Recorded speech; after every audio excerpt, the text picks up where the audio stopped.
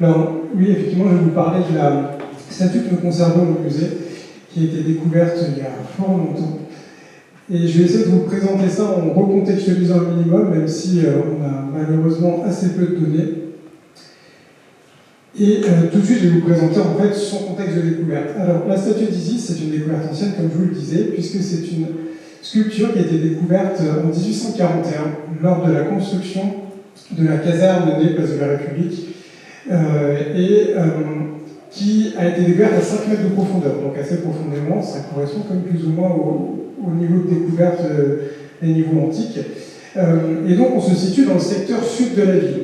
Alors pour vous présenter très brièvement la ville de Metz, donc Divodurum de l'Antiquité, Divodurum c'est une centaine d'hectares à peu près qui se développe peu ou prou sur le centre-ville actuel et qui comptait environ à la louche au doigt mouillé 10 000 habitants à peu près. On commence à connaître relativement bien son organisation, sa part monumentale. Malheureusement, ce qui nous aurait intéressé aujourd'hui, on ne sait pas où se situe le centre cultuel, ni du panthéon classique, ni des divinités orientales. En tout cas, on va le voir, on a plusieurs faisceaux convergents qui tendent à nous conforter sur le fait que ces cultes orientaux, et notamment d'Isis, étaient concentrés plutôt dans le sud de la ville. Au sud de ce secteur, au sud de Nécropole, le long des voies principales, notamment la Via Agrippa qui menait vers Lyon, et plus à l'est le grand amphithéâtre. Donc cette statue, découverte en 1841, elle attire l'œil des érudits évidemment dès sa découverte, mais n'est pas tout de suite attribuée à la déesse. Elle est décrite dans la publication de Victor Simon, donc un autre érudit local du milieu du XIXe siècle, comme une statue de femme sans plus de précision, 1,70 m en calcaire local, et elle va rejoindre tout de suite le jeune musée de Metz qui vient d'ouvrir un an auparavant. Donc elle est publiée. J'appuie sur le mauvais bouton. Elle est publiée tout de suite en 1841. Elle va être présentée dans les premiers catalogues du musée en 1874, celui de Charles Lorrain, qui lui non plus ne l'interprétera pas comme Isis, encore une fois comme une simple statue de femme. Et il faut attendre 1889 avec l'actualisation de son catalogue et par Otto Hoffmann. Donc là on a changé d'époque puisque nous sommes pendant la première annexion allemande. Ce conservateur, lui, va plutôt l'attribuer comme potentiellement à une statue d'impératrice habillée comme Junon. Voilà. Il faut attendre 1905 et la publication du recueil des bas-reliefs d'Émile Espérandieu, qui lui émet le premier l'hypothèse d'une statue à Isis, ce qui sera confirmé les décennies suivantes, décidément, par les érudits lorrains, notamment Maurice Toussaint ou le directeur du musée Gérard Collot, notamment en raison, comme on le voit, la statue n'a plus de tête, n'a plus de bras, donc un peu difficile de trouver des accessoires, des attributs à la déesse, sauf ce nœud iliaque, le titre, qui va permettre donc à ces érudits lorrains d'identifier la statue Isis, et cette interprétation n'a pas bougé depuis. Alors le culte d'Isis, on le voit, il est arrivé jusqu'à nous, jusqu'en Lorraine antique. Pourtant, Metz, Divodurum est l'un des rares lieux où est attesté ce culte. On a d'autres divinités orientales qui ont été attestées, qui ont été découvertes ailleurs, et notamment beaucoup d'attestations à Mitra, mais également à Cybèle. Mais Isis est attesté simplement dans la ville de Divodurum, qui est à l'époque le chef-lieu, la capitale de la cité des Médiométriques. On a une autre attestation d'Isis, alors Isis Pelagia, qui a été observée récemment, parce qu'on a eu une étude réalisée par une étudiante de l'université de Lorraine, de Nancy, sur la céramique des nécropoles du Sablon. Et donc, au détour d'un sac, d'un lot, a été découverte cette représentation d'Isis Pelagia dans un médaillon, sur une céramique sigillée, qui aurait été fabriquée dans la région rhône-allienne au IIe siècle, mais là, plus probable que ce soit en lien avec le culte, puisque nous sommes vraiment en secteur funéraire, et peu de chances que ce soit en lien direct avec le culte. Autre mention, alors on revient au milieu du XIXe siècle, ce serait cette statuette découverte à Lorry-les-Metz, donc à quelques kilomètres au nord-ouest de Metz, qui a été décrite là encore par Victor Simon, mais malheureusement aucune autre mention, et cette statue a disparu, semble-t-il, sauf si vous la découvrez dans un grenier, faites-nous signe. Mais en tout cas, c'est la troisième mention de la déesse Isis dans notre région. Je passe, je vais m'attarder sur ça, mais on a d'autres statues de ce type ailleurs en Gaule. Je pense à celle découverte près de la villa de Chiaravan, ou celle retrouvée dans l'Oise, dans la forêt d'Alat, et qui présente la même configuration finalement que notre statue.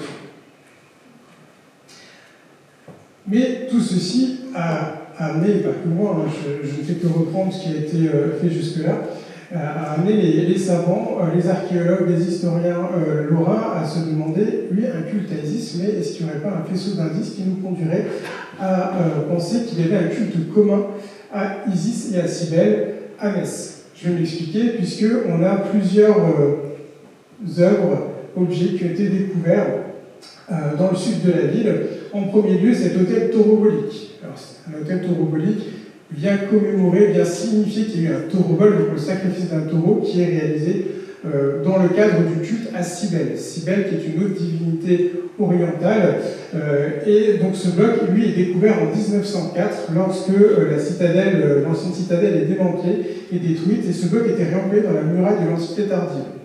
Donc, il a tout de suite attiré l'attention du directeur de l'époque, Johann-Baptiste Koene, que je fréquente régulièrement, et donc il a fait tout de suite ramener au musée, qu'il a largement étudié, et qui est toujours exposé comme notre statue d'Isis dans le parcours du musée, donc je vous invite à aller voir, et qui présente non seulement cette tête de taureau sur cette face-ci, mais ce qui va être intéressant, c'est de lire cette inscription qui mentionne ce taurobol comme qu'il a été pratiqué en 199 précisément après Jésus-Christ.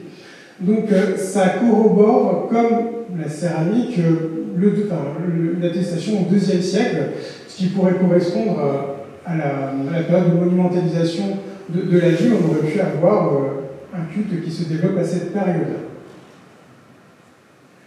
Mais plus récemment, nos collègues du service d'archéologie préventive de l'Eurométropole, en 2008, ont fait cette fabuleuse découverte lors de la fouille place de la République, lors de la requalification de la ville, de ce bloc réemployé dans la voirie, probablement au IVe siècle.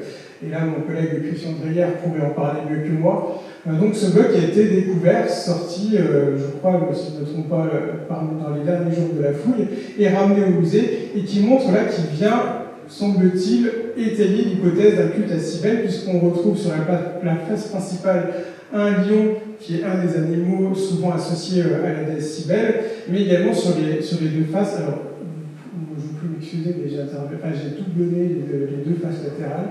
En tout cas, croyez-moi sur parole, ça présente une scène de procession avec les prêtres qui portent le bonnet phrygien, typique des cultes orientaux.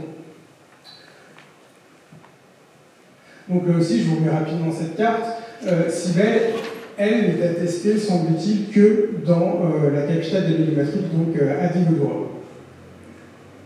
Donc voilà, donc on aurait un faisceau d'indices qui nous laisserait penser qu'on a un culte dans le même secteur à Cybèle et à Isis. Donc pourquoi pas ne pas imaginer un sanctuaire commun, un temple, oui, mais où, comme je vous l'ai dit, à ce jour, aucun vestige de temple à l'intérieur de Metz n'a été découvert. Donc là aussi, on va un peu zoomer et on va un peu regarder ce qui a été découvert alentours. Donc vous le voyez, un secteur d'habitat. Donc là aussi, pas de bol, ça n'était pas vraiment notre hypothèse, puisqu'on a un secteur avec plusieurs domus qui ont été découvertes, mais également un atelier de potier avant l'installation de Saint-Pierre-de-Nord. J'aurais terminé, merci. En tout cas, on peut raisonnablement penser qu'on avait un sanctuaire commun ou pas, mais probablement commun, à Isis et à Cybèle, concentrés dans ce secteur de la ville. Alors si on regarde, et je vais repasser rapidement sur ces anciens plans, il y a deux hypothèses possibles par rapport à ce qui a été découvert à ce jour. Vers le nord, on l'a vu, secteur d'habitat, c'est peu probable. Il y a peut-être deux endroits qui pourraient accueillir ce temple, soit sous l'ancienne abbaye Sainte-Marie-aux-Lenains, qui a été reconvertie en magasin d'artillerie à l'époque moderne, au XIXe siècle, pardon, et qui a été détruite malheureusement aujourd'hui, c'est l'actuel square Giraud, soit à l'endroit de la découverte de la statue d'Isis, donc sous la caserne du Génie. Alors je vous le disais, l'abbaye a été détruite, on a plusieurs photos qui sont conservées au musée, encore une fois en 1904, malheureusement sur ces différentes photos, pas de vestiges antiques.